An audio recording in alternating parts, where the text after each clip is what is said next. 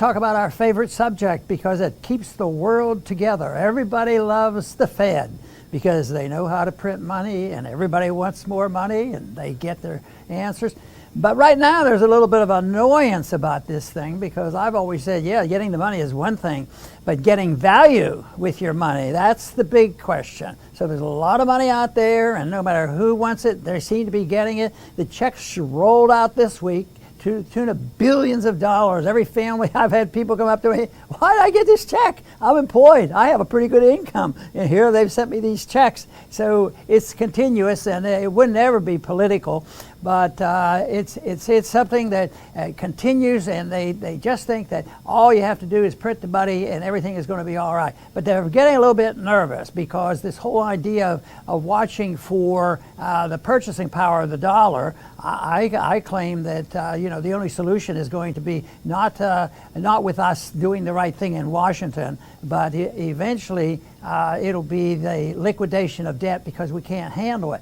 But the government's never going to slow up on spending, balance the budget, and pay down debt. That'll never happen. But what can happen is the debt has to be lowered. It has to be liquidated. And if you have total runaway inflation, you liquidate the whole debt. You just hand them out pieces of paper and say, oh, your debt's been paid. And this week we had a hint that maybe that's where we are going because in spite of the fact that the warning signs have been around for 10 years that something big is going on when it comes to the inflation was a significant factor. And when I talk about inflation, that means the Fed printing the money to take care of the Congress and other people. So if inflation was continuing, but then we had this crazy thing called lockdown for this virus that turned out to be not nearly as bad as the lockdown. The virus wasn't anything compared to the damage done economically. And even the Fed now works the two together. Well, we have the problem with the monetary system and the deficit and all this, but we really had this lockdown really mess things up. And he's admitting a truth there because this lockdown has a lot to do with this disorganization. Inflation and distortion with the monetary system and interest rates will unhinge the economy itself. Economic planning finally gets unhinged. But in this case, we've had this additional lockdown. And then when they finally do come back and say, well, we have an economic growth again, economic growth, come on back to work, everybody. And nobody shows up. And then they wonder why you can't transport goods. And there's still a lot of questions raised, but there's a lot of dollars floating around. And when this has been brought to the attention of the Fed in this past several months now, yeah, it's showing up. CPI is going up and the PPI is going up. We have to be concerned. There is a debt and they're spending a lot of money. So we have to be concerned. But this is just transitory. It's just short-lived. It's because we're just coming back from the lockdown of COVID and that's all getting better. Yeah, sure, a little bit, but we have to cross our fingers on that. So he said, so the Fed, up until very recently, it was total reinsurance. Transitory, it's going to go away. But if inflation does eventually go away, but not because the Fed says so, and they're incapable of doing it because every time they test the waters for cutting back a little bit, not really cutting back as much as inflating less rapidly, and it doesn't work. There's hysterics in the market. They tried that in the fall of 2019, and overnight rates shot up to 10%, so they had to back off when they made a feeble attempt to shrink the balance sheet. So they have really no tools other than their gabbing and convincing people, and the markets respond pretty well because when the Fed announces a policy, the banks are happy and the stock market seems to be happy no matter what you do. But that just means to me that the system now tolerates a bigger bubble than ever before, probably bigger than ever seen in all of history. So, Chris, we do have a bunch of people who thinks that it's transitory, but more and more now, they know that is just a lot of malarkey. This is not transitory. This is impossible to solve without some real solutions, which means that there will be a penalty for it. And one thing that I try to emphasize is that any individual, company, corporation, country, or whoever, if you live way beyond your means, you will be forced eventually to live beneath your means. And that is known in individuals like that. If they get too much debt and the bank won't loan them any more money again, eventually their standard of living goes down. And you say, well, no, with the Fed, they keep printing money. Yes, they will do that, and they'll get away with it, and some will be able to rig it more in their favor. But eventually, the telltale sign of this thing not working so well anymore is the cost of living goes up, and the value of the money goes down. Chris, I think we're entering an era right now is going to get much worse before the people and our so-called leadership in Washington wake up and decide maybe there is an answer, and it's not found in Keynesian inflationism. You are correct. Inflation is transitory in the same way that 15 days will flatten the curve. So you can think of it that way. Before we continue, help us by smashing that YouTube like button and subscribe now to this channel. This shows the algorithm that you value the information, and it helps us spread this message. Sharing is caring. Please like and subscribe now. Thank you. And now, let's continue. One thing we can be sure of, the numbers and the information we get from our government and our Federal Reserve will be fudged figures. They're not going to be reliable. But even understanding that, if we look at what we heard about this week, they're still really pretty bad. They change the way they count. They use core numbers. That means they exclude certain things from the CPI, and they make it sound a little bit better. But even these numbers, I want to go over a couple of those numbers that were reported this week. And the first one was the CPI. It went up in June at 0.9%. So that's over 10% in a year. Well, that used to be considered significant price inflation. Prices are going up pretty fast, but that's the core inflation, and that's high. It's going to get a lot higher, and it's already high enough. They're just reporting it differently. But if you go to the PPI, the Producer Price Index, which is in a way a prediction. When they're producing goods, we can look at prices, and this will be translated in consumer prices down the road. The exact time you don't know, depends on the product, but it could be in 6 months or a year. Some of these producer prices that are going up will be translated into consumer prices later on.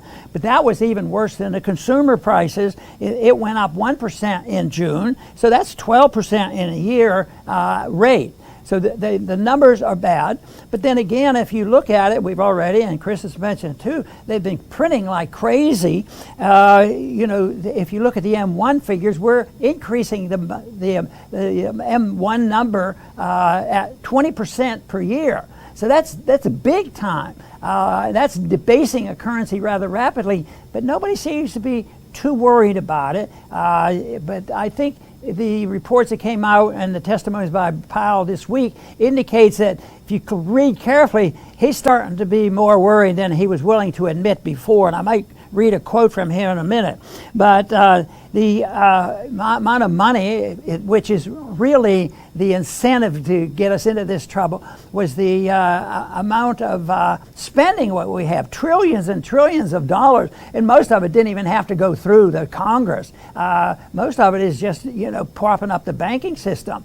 So they in the last year it was over $6 trillion that they created, but so much of that was just sort of monetized by the Fed because they keep buying the Treasury bills and they keep buying mortgage-backed security, and they say, well, houses are doing okay again. Well, there was a rush because interest rates were so desperately low, but that's not the end of it all, because what happens when there seems to be a buying spree and people say, oh, the price is going up, I think it's time to buy, that's not a good measurement of the marketplace, and that's the reason why government planning never works. They don't know how big the market, even the people providing for the market, they don't know. They should have indicators like the interest rates. See, a real interest rate gives you a hint on what you should do, whether you should be buying a house or borrowing or saving and this sort of thing. So the most important price in an economy is the price of money, the interest rate. But that is absolutely absent. There's no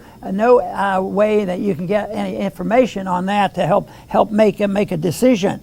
The whole thing is that people are willing, to sort of sit back and take their check and say it's all going to be okay.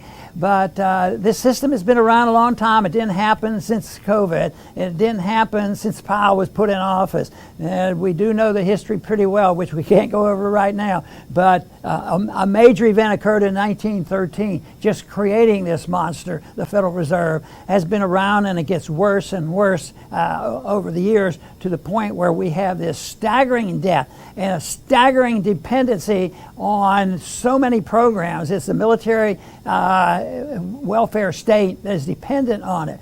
So you wonder why, how did this happen?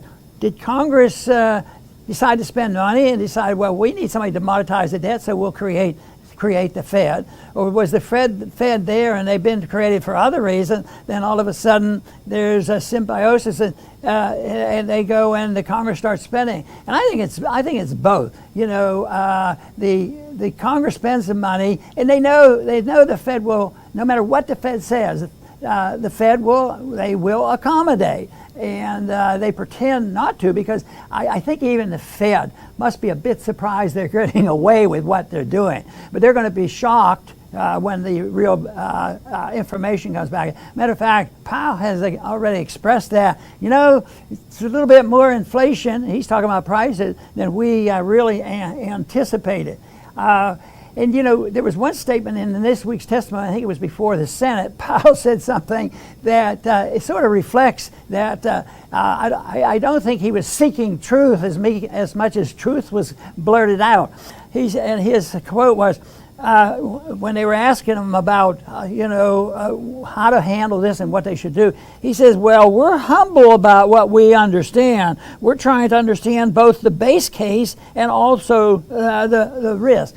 And I would think that's an understatement of the year, that somewhat understand where they ought to be humble about it, because they just can't know this. And this is the whole thing about Austrian economics. That's why we're against economic planning, because we can't know what the demands are and what the prices would be. That's why wages and price controls always fail, because nobody can anticipate, and that's why socialism always fails, and that's why some countries are in such bad shape as they are now, and we're getting in worse shape all the time because there's been such a gross distortion of the market.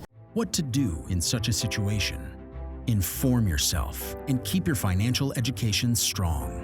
We from the Compact Group offer our loyal subscribers a free educational portal with first-hand monetary, financial, and economic knowledge. Enter our invite-only Insider Club by clicking the link below. You will get access to first-class information far earlier than the rest. We have prepared a special deal for all our members, where you can access a giant pool of Robert Kiyosaki's financial wisdom for just $1. To find out more, simply click the link below and join our Insider Club absolutely free. But there is more you can and should do. Build up several streams of income. More and more people realize that they have to take their future in their own hands, but they don't know how and where to start. We from Compact offer our Insider Club members unique opportunities. Strengthen your financial muscle and get the edge. Click the link below. Become part of our free Insider Club. No financial obligations. But there's one important thing you have to know. You have to become active. So do it now. Become active, and see you on the other side.